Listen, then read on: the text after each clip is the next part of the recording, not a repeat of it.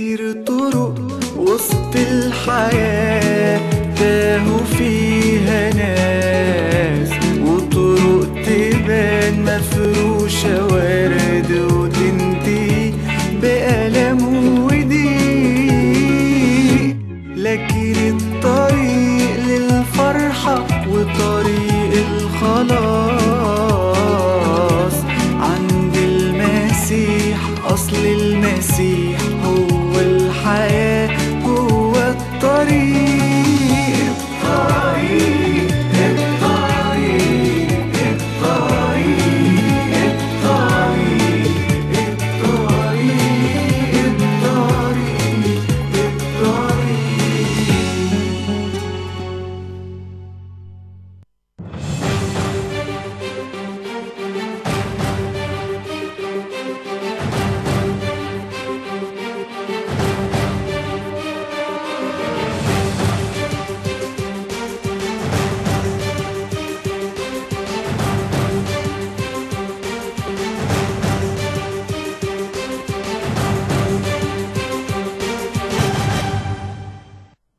Welcome to The Way TV. Always glad to be back. Hey, I got some great news, some really good news.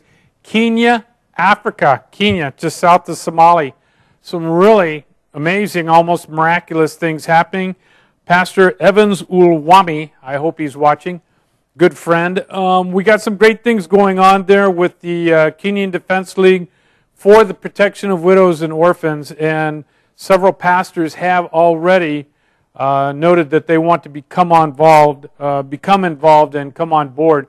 It's a little bit different than missionary work from the past. This goes to the second minister of God. That comes from Romans 13:4, the minister of God who doesn't preach, although he can, but not very often.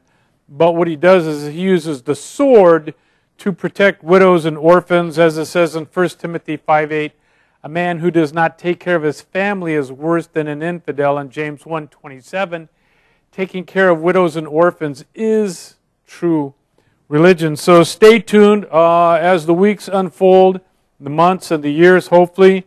Pastor Ulwami can be the director over there in Kenya, and we start protecting the widows and orphans, all the people of Kenya, from Al-Shabaab and Boko Haram. Speaking about protecting the people of Kenya, also in the UK, we also have a group of militant Christians who are beginning to arise, and they're starting to understand Romans 13:4, that it is a work of defense to protect widows and orphans, the weak and the innocent. So this is pretty dynamic. You're going to see this get a lot more edgy until it finally does erupt into violence and civil war. There's no way out of it, because whenever anyone wants to tell the truth, to stand fast for Jesus and tell the truth about Islam, that Islam is based on the true 5 pillars of Islam. What did Mohammed do? What did Mohammed do? What did Mohammed do? What did Mohammed do? What did Mohammed do? Once you stand your ground, you will be killed. That's 1,400 years of recorded history with Islam. Now, this young man here, I like his style. I believe the First Amendment, for we the people to peaceably assemble to petition the government for redress of grievances, trumps everything.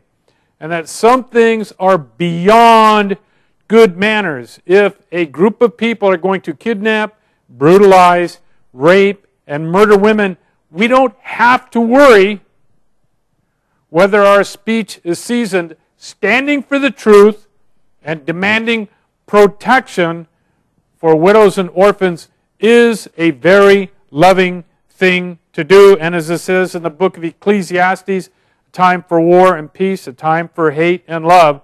And right now it's a time for us to come together as Christians, red and yellow, black and white, Africa, Asia, United States, North America, South America, all over the world, come together and start understanding that we don't roll over anymore.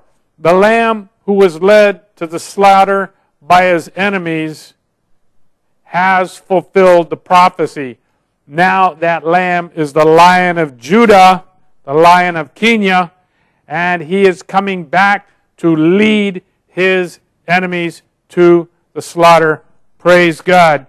Clip number 9. Clip number 9.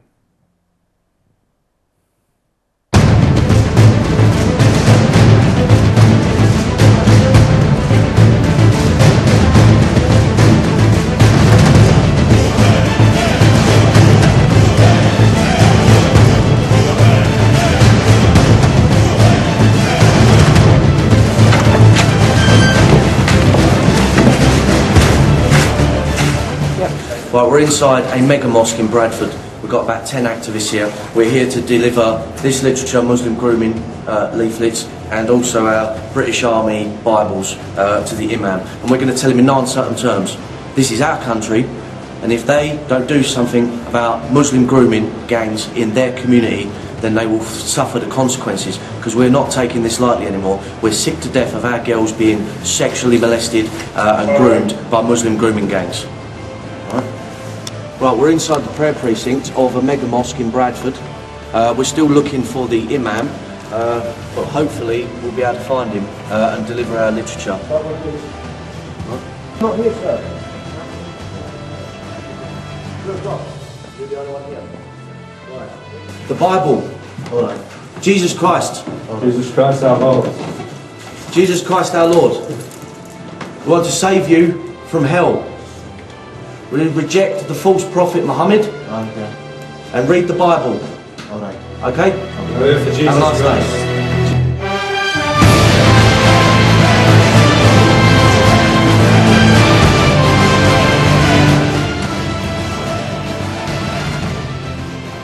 We're visiting all the mosques in Bradford and also in Leeds because this area and surrounding areas are really bad for Muslim grooming gangs.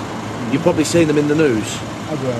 What we're trying to do is we're appealing to the leaders of the Muslim communities, especially the mosques, to speak to their congregations and try and get them to do something about the problem of Muslim grooming gangs that operate within their communities. We're just going to pop into a Labour campaign office to make sure they can do something about it, okay? Whose campaign office is this? This is not the mayor's company. Yeah, but whose campaign office is it? It's the council's company. The council? Okay. We're visiting all the mosques in the area. Okay. Yeah? We're here to do something about the problem of Muslim grooming gangs in our country, especially in Bradford, because they're widespread and the Muslim community is doing nothing about it. It is the organised grooming gangs that exist in your community, the Pakistani Muslim grooming gangs. Yeah? You've seen them all in the news, we all have. Go. Drop them off, see that. And hopefully you'll do something about it in your communities, yeah? So will you need to do it as well. We will do something about it. But In your community. In our communities, I've got nothing else to say to you. in our communities, we don't treat women like second-class citizens, sir. I've got nothing else to say. No, I didn't think so. Because when you're confronted with the harsh truth of the situation, you don't want to do nothing. Listen to me. Please leave. Please leave. Yeah, we will leave. But you've been warned. Let's see some action in your community to sort out these Muslim grooming gangs. Okay? Thank you very much. There you go, there's a Bible for you. Thank you very much. There you go, come take a Bible. Thank you very much. You sure? Thank you very much. Jesus Christ. See you later on. Thank you very much. God bless Jesus Christ. Thank you very much. See you later. Bye. Let's see some action within your community. See you Yeah? later. Bye. Bye. See you later. Get your box right there. Come here in this place. Come here. Take that up. Hi, Joe. On Muslim grooming gangs across the north of England. And we're in town now. We're just on our way to one of the mega mosques.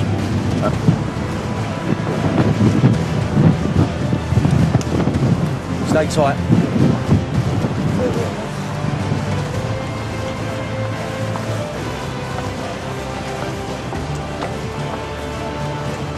Catch up.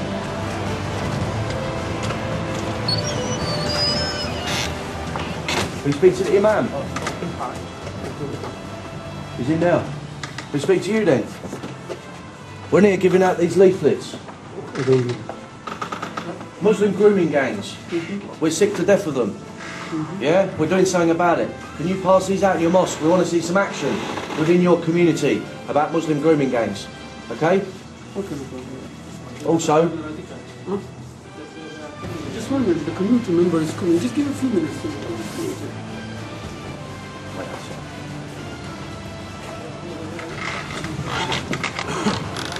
Right, we're here at another mega mosque in Bradford.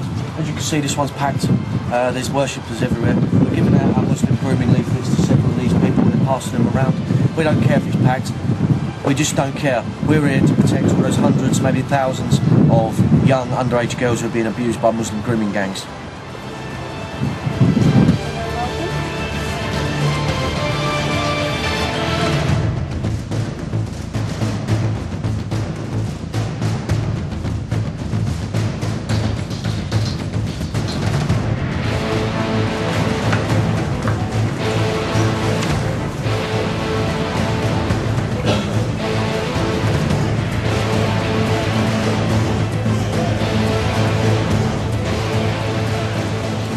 Assalamualaikum. You the imam?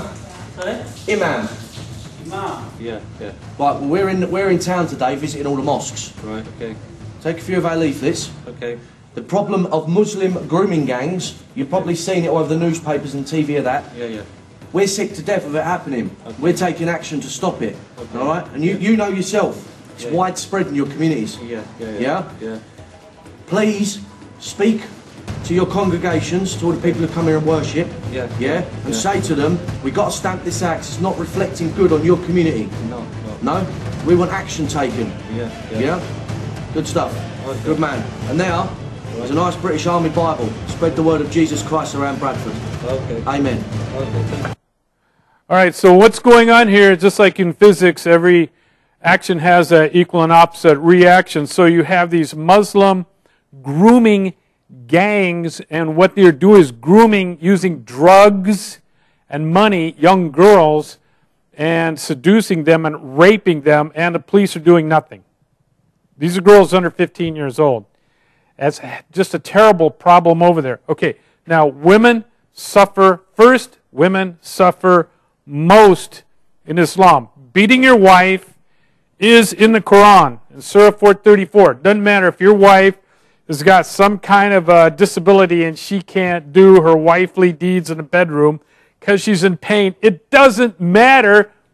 The Muslims are going to beat her. It's Surah 434. They're going to beat her up. It's called foreplay.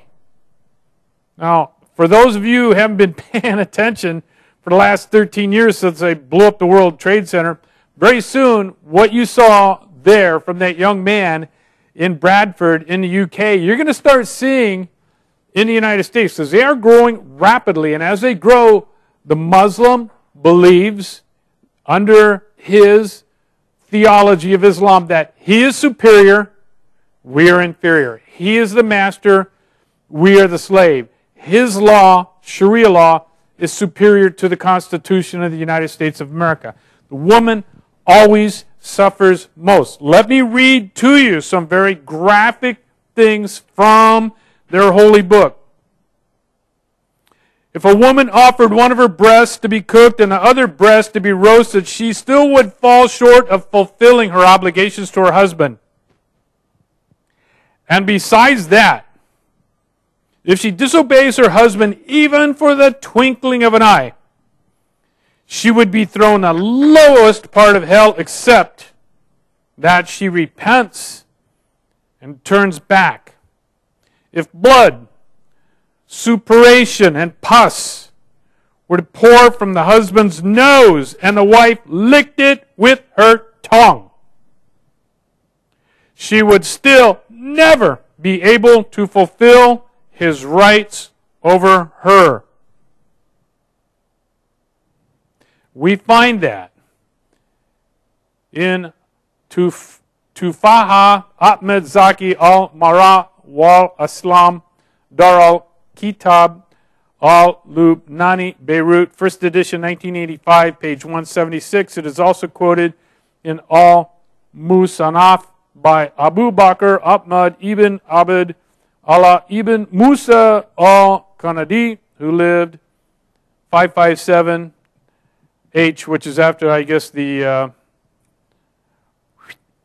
Hijrah, when he took off from Jerusalem to heaven. Volume 1, Part 2, page 255, and in Suyuti, commenting on Quran 434. By the way, Quran 434 means if your wife doesn't want to have sex with her husband for any reason at all, Even if she's got some kind of an infection, she's sicker than hell, she's got pneumonia, she's on her deathbed, beat the hell out of her. By the way, in Islam, in the Farewell Intercourse Act, passed or brought as a law into Egypt, that it was the right of the man that he can go and copulate with a dead wife cadaver in the morgue as long as within 6 hours of recorded death. Wow. Islam. Islam. What did Muhammad do? Islam's crazy man. Okay. Let's go to clip number 1. Clip number 1.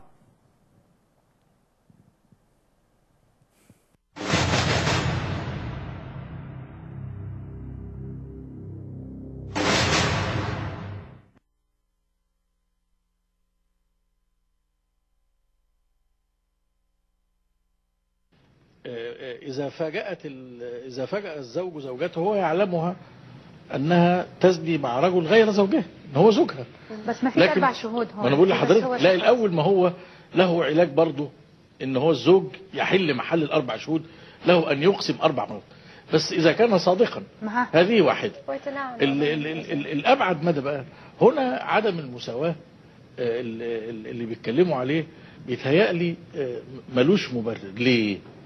لأن لازم علشان الراجل ده يتعافى وتهبط العقوبة من القتل إلى جنحة، لازم تكون ساعة ارتكاب الجريمة. يعني أقول عايز أضرب مثال، لو واحد فتح الأوضة لقى مراته بتزني وبعدين حيل بينه وبينه ومشي لمدة ساعة واحدة ورجع تاني، بقت جريمة قتل خلاص. لكن لازم في ساعتها وتبقى القرائن والدلائل. الكلام ده غير متاح للزوجة. ليه؟ لأن في ساعتها قد تكون اللي معاه زوجة تانية، ما تبقاش زنا، هي لا تعلم زوجاته ال4. بس هو المفروض إذا تزوج مرة تانية يكون برضاها. برضاها أو بقى. لكن إذا ثبتت الزوجية، واخد بال حضرتك، هتبقى لا يمكن للزوجة أن تتبين في ساعة المفاجأة. هنا هتبقى قاتلة. حضرتك ما هي طالما انها قتلت، اذا هي لا تعلم انه متزوج من اخرى، والقانون في مصر يحتم على المأذون انه يعلم الزوجة الاولى في حالة املاك شخص متزوج. قضية اثبات الاعلام من عدمه ووصول الاخطار ده كلام لسه لم ينضبط، بمعنى ان ممكن الزوج يتزوج والمأذون يبعت ويقول العنوان جه غلط، لم يصلها، لا تعلم. Okay. All right, so we're talking soap operas, we're talking Hollywood, we're talking Marilyn Monroe, we're talking 6,000 years of recorded history, male and female. I mean, why lie about it? King David and Bathsheba, the whole, what's his name, the dude with the long hair, Samson and everything. Okay, so check it out. Under Sharia law, the guy walks in, he sees his wife having sex with another man. Now he knows she's his wife because he's allowed to have 4 wives. So he walks in, it's just him by himself, and then the guy that's with her. Now under Sharia law, he has to have 4 witnesses. So according to that imam there, the teacher of Sharia, all the guy has to do is say, I saw you, I saw you, I saw you. I saw you. The one guy says 4 times, I saw you, bang, he can kill her, bam, right there on the spot. It's okay. You just watched it. Now, if he catches the woman in the act and he leaves and he comes back an hour, well, he can't kill her because then he's not actually watching it. And he can't say, I see, I see, I see, I see 4 times. One man miraculously becomes 4 witnesses. It's Islam. Now, on the other hand, if the man gets caught in bed with a woman, now, the woman can't kill him because she probably doesn't know who his other 3 wives are, so he could be legally and lawfully doing his husbandly duties with wife number 2, 3, or 4. She doesn't know it, and if she pops him, then she'd be guilty for murder. Wow. It's Islam. It's Islam. Now, Islam gets crazier and crazier and crazier. But Los Angeles, California, where the LAPD gets even crazier, one of the biggest problems we're having, when we see the Brits going to the mosque, as that young man Paul Golding did there. I like his style. He's firm. He's forceful. He's talking about girls being groomed by drugs and money, young girls underage, seduced, raped, and often, almost always, beaten and sometimes murdered. The thought there is that while a lot of people call for good manners, some things are beyond good manners.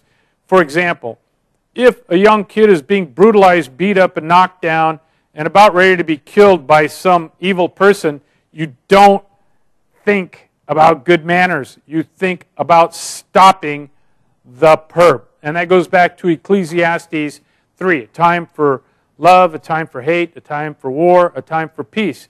There is a time for everything. Okay. So if you consider that the British there, Paul Golding, is opening his eyes, has had his eyes opened to Boko Haram type behavior, though it's not in Nigeria, it's in the UK. But the behavior is the same. To kidnap, to rape, to brutalize, to murder the little girls who didn't convert over to Islam. As I understand it, 300 girls were captured. Only about 120 are alive. That means 180 refused to convert to Christianity. They were brutally murdered. And we'll never find their bodies. This is Islam. This is 1,400 years with proof, evidence, and facts of how Islam works, based on the Quran, the Hadith, the Sunnah, and the Sirah. All of them right there. And it's really sad. Paul Golding, the gentleman who did that, is now being excoriated by the media in the UK. But what's happened is that the media seems to favor rape, kidnap, brutalizing little girls, and even killing them. They think that's no big deal. They think it's a greater crime for Paul Golding to go out and do what he's doing, which actually is in accordance with the Bible. James 1:27, true religion is taking care of widows and orphans, taking care of the weak and those who can't fight back. Romans 13:4 clearly points out that the minister of God, the second minister of God, the minister of God who operates under the civil magistrate, using the sword, executing, he's called a revenger for God, to make those who do evil afraid. And if you saw the Muslims in that picture, they were afraid. Therefore, I agree with what Mr. Paul Golding did, and I disagree with the media for standing up and being worried about offending and hurting the feelings of a brutal kidnapper, rapist, and murderer. This makes no sense to me whatsoever. That would be like responding to Adolf Hitler when we were protecting Europe and the Jews in particular in the Holocaust. And when we landed at D-Day, that would be as if the media was offended by the Allies for landing at D-Day in accordance with Romans 13:4, and James 1:27, and 1 Timothy 5:8. A man who does not take care of his family is worse than an infidel. That means he's not a believer. That's pretty harsh language. Somehow, in the United States, through walking away from the Scriptures, in particular the Scriptures, Romans 13:4, and the other Scriptures, like Nehemiah. I absolutely love Nehemiah. Nehemiah, by the way, stood before the Arabians twice in the book of Nehemiah, the fathers of Mohammed, the descendants of Ishmael, the wild man, the donkey of a man, the man who is at war against everyone and everyone at war against him. Prophecy from back 4,000 years ago in the book of Genesis 16:12. Still being fulfilled today. One of the things that's going on right now, I believe that we're in a time of a new Reformation. It's been about 500 years since the Protestant Reformation. And anytime you metaphorically are going to create an omelet, you have to crack the egg. And as we go back to the scriptures, and we look at scriptures that have been glossed over for years and years and years now, in particular Romans 13, Romans 13:4, 2 Kings 11:12, when the priest, the church, and the state, the military, the sword, work together to save the direct line of Jesus from being murdered, from the grandmother of all people murdering her grandsons. I have never heard of a grandmother murdering her grandsons.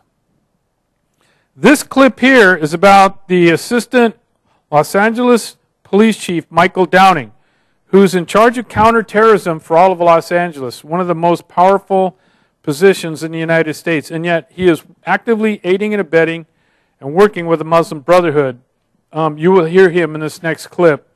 I was actually standing only 3.5 feet away, totally astounded and disappointed with Michael Downing. In fact, it was so bad, one of my friends who happens to be a PhD in psychology went to lunch a few months later because I just said, you know, I think the guy is non-compos mentis. He's incompetent, that he doesn't have a clue how dangerous Islam is, and that he's dangerous, and that he is definitely not on our side. So my friend went to lunch with him, and my friend reported back and said, you're right. Some of us have different callings. One of the callings, I was an intel officer as a secondary duty in the Marine Corps in Vietnam, and somehow God has blessed me with an ability to look at people, and within less than 3 or 4 hours, I'm about spot on 99% right every time on determining the strengths and weaknesses of someone's character. Which, by the way, being a military leader, that's extremely important, because if you assign a weakling or a coward to lead the charge, you could get in big trouble. Okay, so, Mr. Adam, are you awake? Okay, number 13. 13.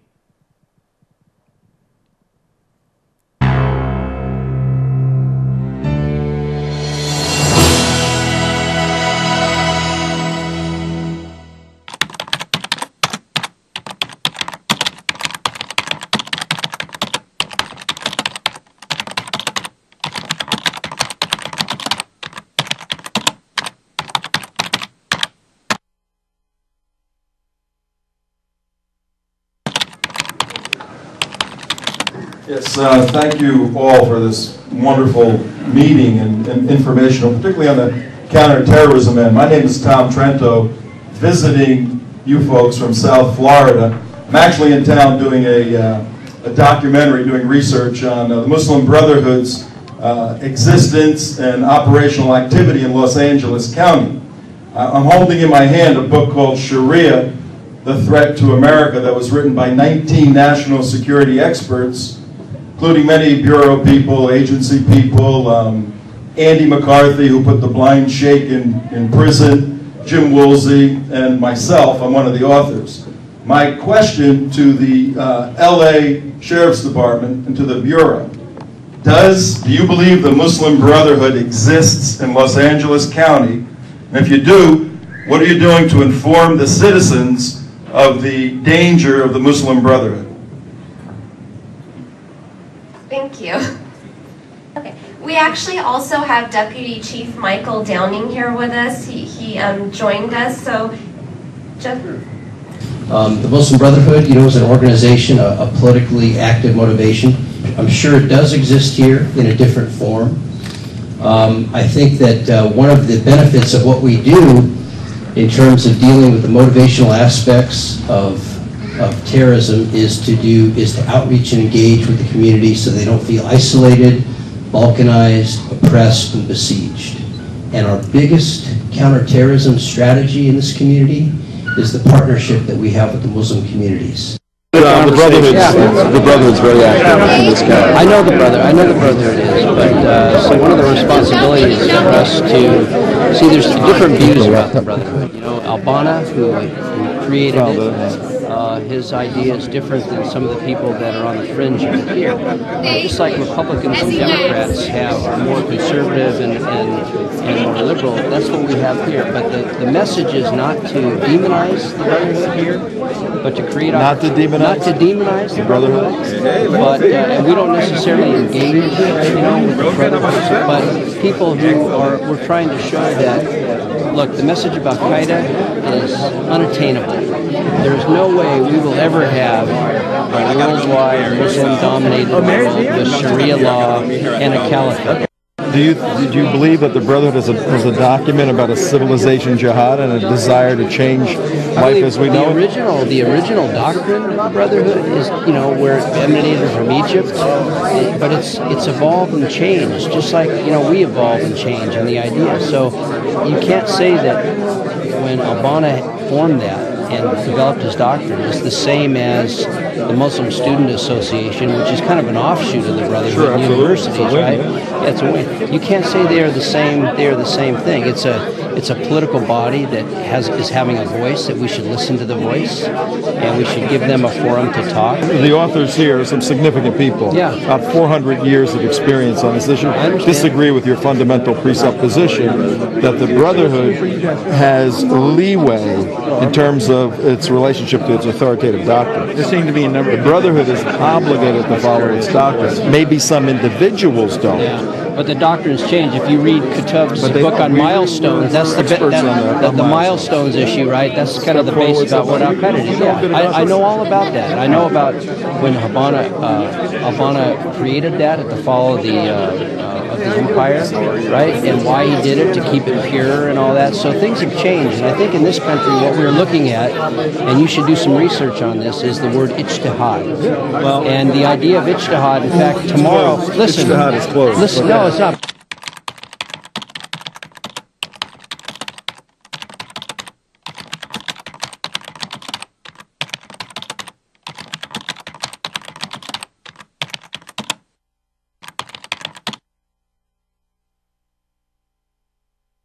Listen, no, it's not, but listen to this. Tomorrow, you're going to announce a $50 million grant in Claremont. The first American university is going to train American imams in what it is to live in a contemporary environment under democracy.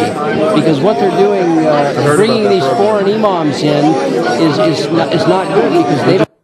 Okay, so I know for a fact that Maher Hathout, who's a retired cardiologist living in Los Angeles and studied directly in Egypt under Albana, the founder of the Muslim Brotherhood. I know for a fact that Michael Downing, the counterterrorism commander for LAPD, is good friends with Maher Hathout. And I also know that Maher Hathout is an extremely bright guy. He wouldn't be a cardiologist if he wasn't. But he's obviously been working in brainwashing Michael Downing. And it's interesting, I stopped right there at the pivotal point when Michael Downing admitted that they had just received $50 million so that they could help mainstream the Muslim Brotherhood type imams coming from the other parts of the world. Now, I know for a fact, I have been in the deportation courts in Los Angeles a number of times with my Christian friends, some of them from this TV station, and I have watched the Muslim Brotherhood granted pass through the asylum laws, which, strangely enough, are suited so that the Muslim Brotherhood is given a free pass gratis without proof. If you show up in the United States and you claim to be a member of the Muslim Brotherhood, under our current laws, going back for a number of years, you are automatically granted asylum by the government of the United States of America. I saw it there at least 4 times going downtown to the deportation courts and watching how this happens. The way the law reads is that if you live in a land where you are persecuted for religious reasons, you are automatically granted asylum in the United States. The Muslim Brotherhood were and are now persecuted in Egypt for religious beliefs. The reason they are is because they murdered President Anwar Sadat. They've murdered hundreds and hundreds, if not thousands of people in Egypt. And right now, under General Sisi, who is finally protecting the Christians, The Muslim Brotherhood has been outlawed there and also in Saudi Arabia. It's very interesting. So Saudi Arabia, I know for a fact also, is the group that gave $50 million to Michael Downing in order to allegedly re-educate these imams who are Muslim Brotherhood, who do the same thing and believe the same thing of what did Muhammad do, and operate under the same theology of the Boko Haram, Al-Shabaab, Al-Qaeda, Taliban, Abu Sayyaf, the group in Philippines where they beheaded a missionary about 4 years ago. It's very frightening. And by the way, that's the LAPD in the county. The sheriff, Sheriff Baca, who's soon to retire, his sister is married to Muslim Brotherhood. And these guys are all working together. The Saudi Arabians are funding the LAPD and the LA Sheriff millions of dollars, which is happening all throughout the United States, by the way. This next one is a little bit bizarre, and if you listen to it, it's convoluted, because these Muslims are claiming that the Jews in World War II actually funded and built their own gas chambers. It's a little hard to understand, but it gets into this Ecclesiastes 3 dichotomy of a time for love, a time for hate, a time for war, and a time for peace. And right now, what we're seeing is that the demons and the satanic nature of Islam are getting to such a point where a lot of Americans or Christians are starting to realize, hey, these guys don't operate the same way we do. And when, in fact, Nehemiah, when he was rebuilding the walls, he not only had Tobias and Sanballat, but he had the Arabians, the sons of Ishmael, the fathers of Mohammed before them. And remember, he organized everybody in a military team and would not even allow them inside the walls of Jerusalem. So clip number 8. Clip number 8, please.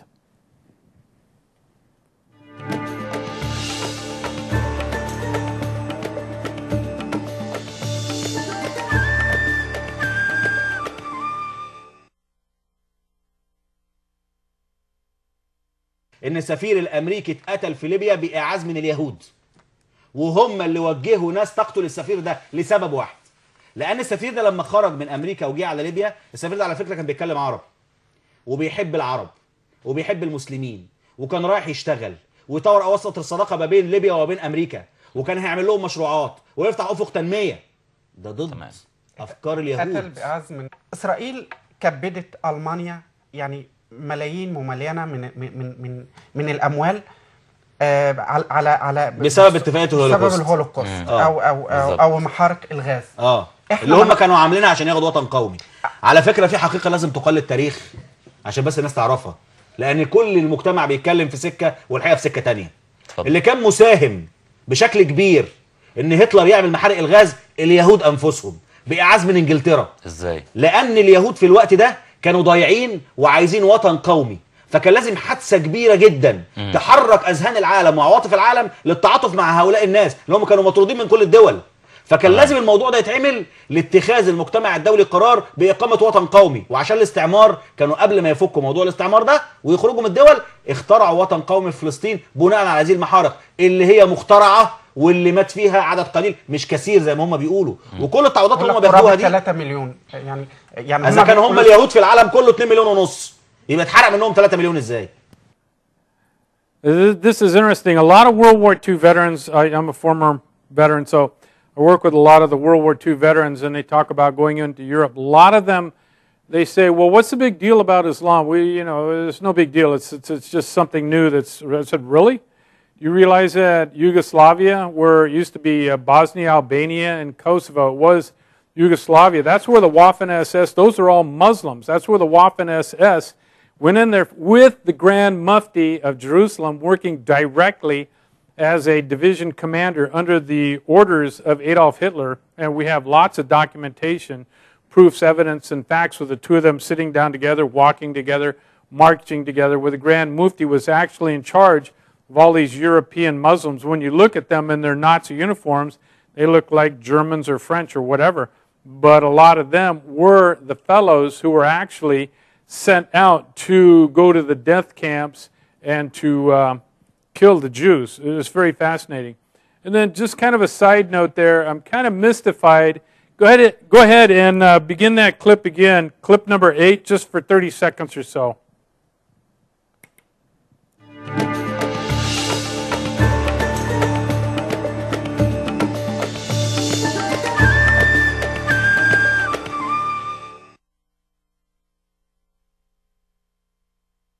ان السفير الامريكي اتقتل في ليبيا باعاز من اليهود وهم اللي وجهوا ناس تقتل.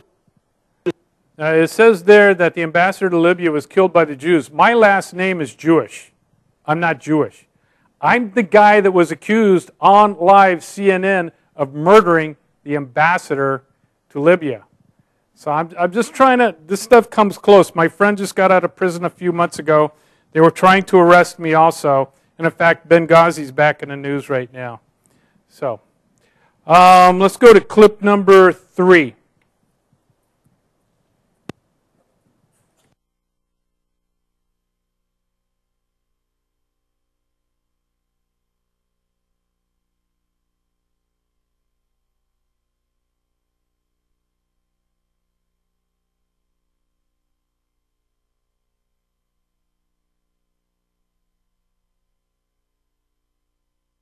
Müjdeler olsun, müjdeler olsun Allah'a itaat eden kullara. Müjdeler olsun, müjdeler olsun Resul'e itaat eden kullara. Kur'an'a göğsünü açan kullara. Emrine itaat eden kullara. Kur'an'a göğsünü açan kullara, emrine itaat eden kullara, Allah için canlar veren kullara, müjdeler olsun, müjdeler olsun. Allah. Okay, now these are the guys that murdered all these children that you're going to see in this next clip here.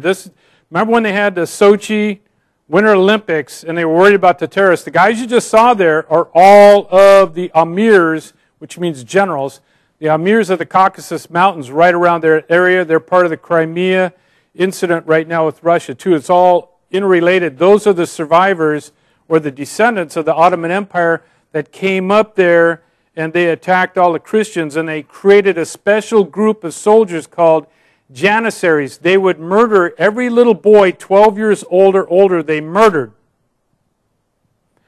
all the little boys 11 years old and younger. They made them Muslims and called them Janissaries.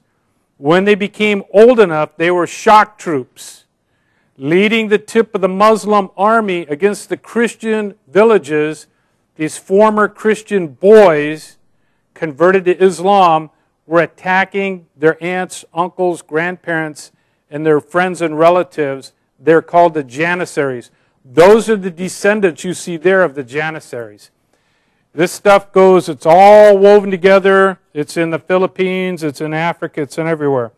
Okay, in this next clip, they murdered over 600 grammar school children, the people that we just saw. Okay, clip number 2. The 1st of September 2004 saw the start of a terrifying 3-day ordeal for school number 1 in Beslan, North Ossetia, Russia. It was the first day of the school year, traditionally called the Day of Knowledge and usually a time for celebration. But that morning, a gang of 32 armed and masked terrorists had arrived at the school and stormed the building. Firing rifles into the air, they had forced 1,200 adults and children into the school gymnasium. Encircling them on the floor were bombs connected by cables. Bombs were taped to the walls and suspended from the ceiling. They placed children in windows to act as a human shield. As anxious relatives waited outside, 20 of the men were taken from the gymnasium and murdered. The terrorists would not allow their bodies to be recovered. A cordon of special troops surrounded the building, and terrorists warned that if any of them were killed, 50 hostages would also die.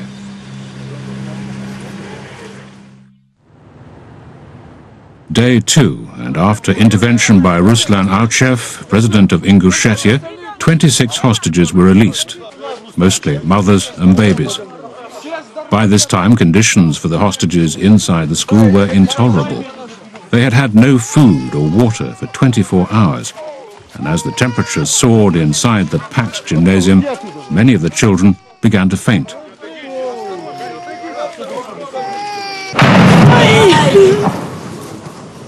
Later that day, 2 rocket grenades were fired from inside the building, hitting a police vehicle.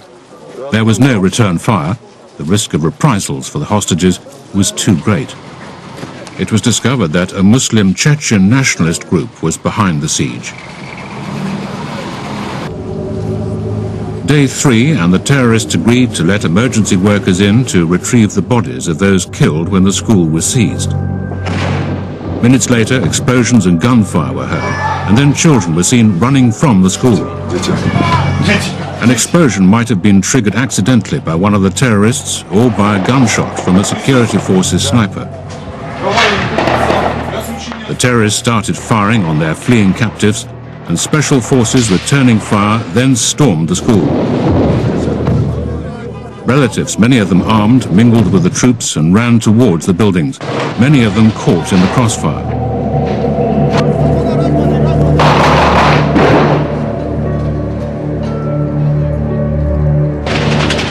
At the casualty station, the first survivors started to arrive, shocked and bewildered. They were suffering from dehydration and exhaustion.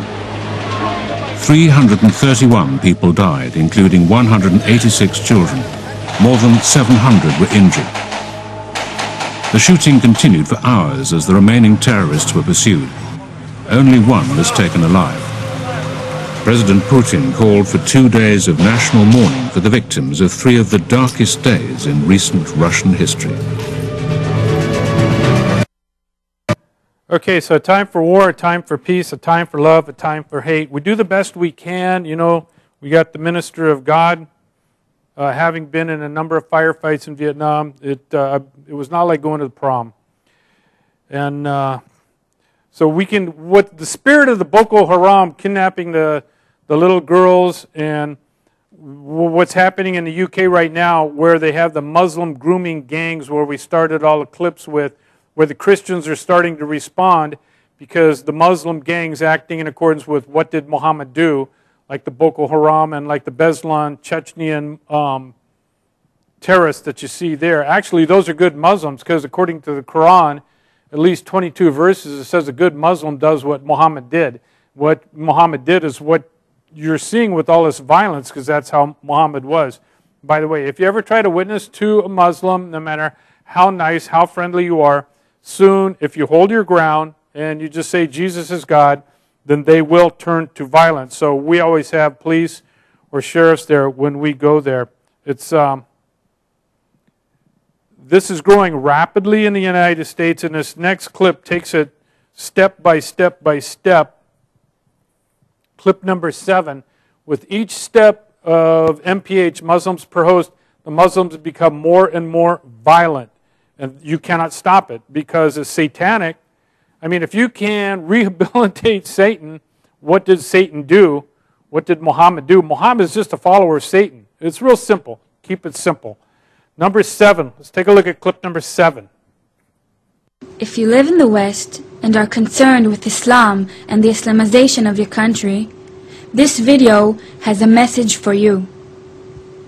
What Islam is not was published in the frontpagemagazine.com on April 21, 2008, and is an adaptation from a book written by Dr. Peter Hammond, Slavery, Terrorism, and Islam. What Islam is not. Islam is not a religion, nor is it a cult. In its fullest form, it is a complete, total, 100% system of life. Islam has religious, legal, political, economic, social, and military components. The religious component is a beard for all of the other components. Islamization begins when there are sufficient Muslims in a country to agitate for their religious rights. When politically correct, tolerant, and culturally diverse societies agree to Muslim demands for their religious rights, some of the other components tend to creep in as well. Here's how it works. As long as the Muslim population remains around or under 2% in any given country, they will be, for the most part, regarded as a peace-loving minority and not as a threat to other citizens. This is the case in United States, Australia, Canada, China, Italy, and Norway. At 2 to 5%, they begin to convert from other ethnic minorities and disaffected groups, often with major recruiting from the jails and among street gangs. This is happening in Denmark, Germany, United Kingdom, Spain, and Thailand. From 5% on, they exercise an excessive influence in proportion to their percentage of the population. For example, they will push for the introduction of halal food, which is clean food by Islamic standards, thereby securing food preparation jobs for Muslims. They will increase pressure on supermarket chains to feature halal on their shelves, along with threats for failure to comply. This is occurring in France, Philippines, Sweden, Switzerland, the Netherlands, Trinidad and Tobago. At this point, they will work to get the ruling government to allow them to rule themselves within their ghettos under Sharia, the Islamic law. The ultimate goal of the Islamists is to establish Sharia law over the entire world. When Muslims approach 10% of the population, they tend to increase lawlessness as a means of complaint about their conditions. In Paris, we are already seeing car burnings. Any non-Muslim action offends Islam and results in uprisings and threats, such as in Amsterdam and in other Western cities, with opposition to Mohammed cartoons and films exposing Islam. Such tensions are seen daily, particularly in Muslim sections in Guyana, India, Israel, Kenya, and Russia. After reaching 20%, nations can expect hair-trigger rioting, jihad militia formations, sporadic killings, and the burnings of Christian churches and Jewish synagogues, such as in Ethiopia. At 40%, nations experience widespread massacres.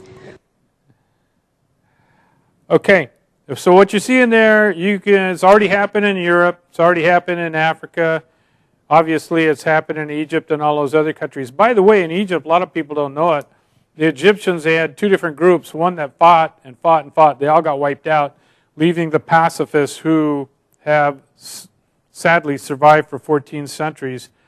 Okay, so clip number 12. Clip number 12.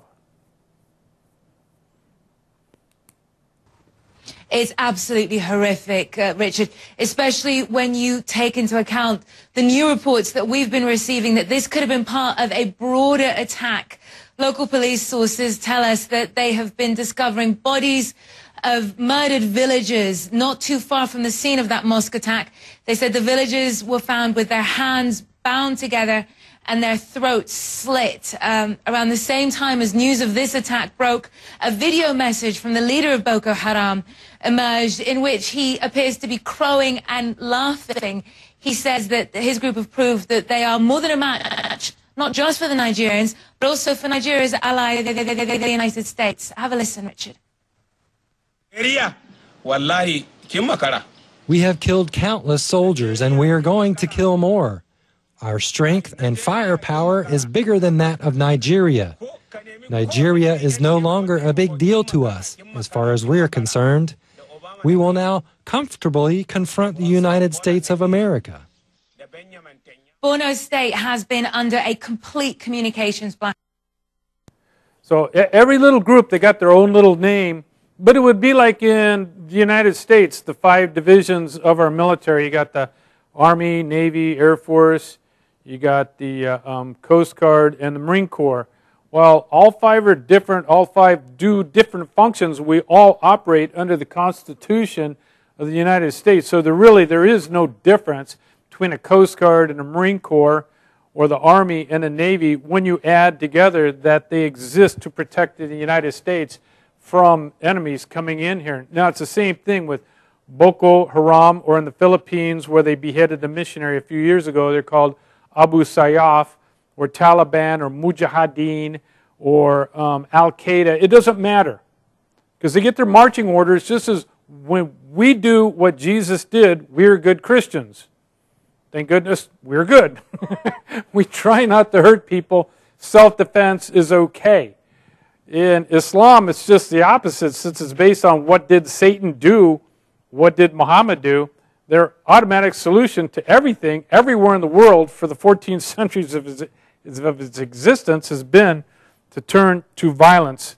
And we'll end on this note here, and that will be clip number 4, and we'll call it, we'll punt the ball to Mike Murdoch.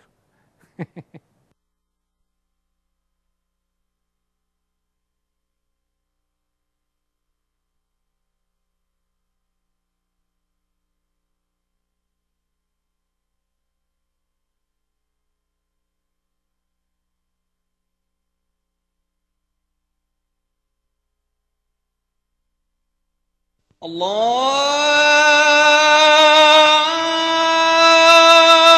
أكبر الله أكبر.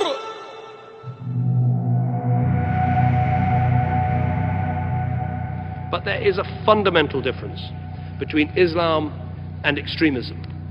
Islam is a great religion, observed peacefully and devoutly by over 1 billion people in our world.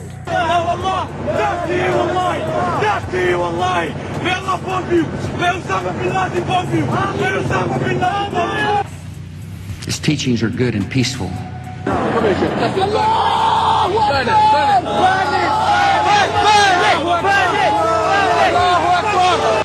The face of terror is not the true faith of Islam. That's not what Islam is all about. Islam is peace. Who took revenge on you?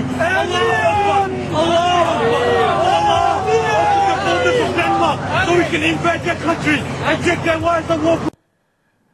So in God's providence, while things may seem bad, hey, to me, it's causing people to wake up. For the first time, they're pulling their Bibles up off of the shelves, dusting them off, and trying to see, gee, is there a difference between Christianity and Islam? We've got a long way to go, but God's in control. And what's really interesting is, as things seem so big, like Goliath, and a little boy named David goes out there, well, you can't have a David unless you have a Goliath. So actually, I'm very excited by what I see. I'm excited by the success that we're having in Kenya with the Kenyan Defense League for the protection of widows and orphans in accordance with Romans 13:4, James 1:27, taking care of widows and orphans is true religion, and 1 Timothy 5:8, a man who does not take care of his family is worse than an infidel.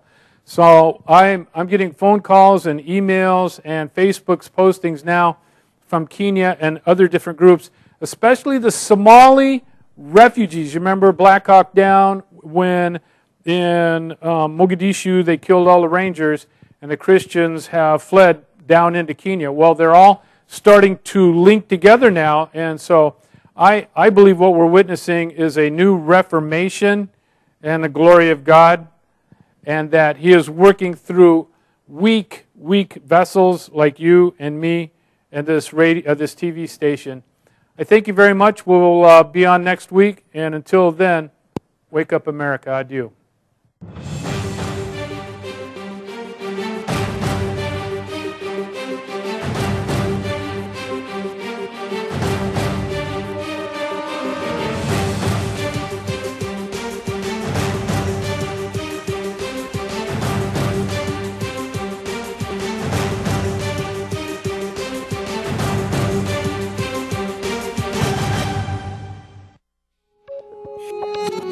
في كتير طرق وسط الحياة تاهوا فيها ناس، وطرق تبان مفروشة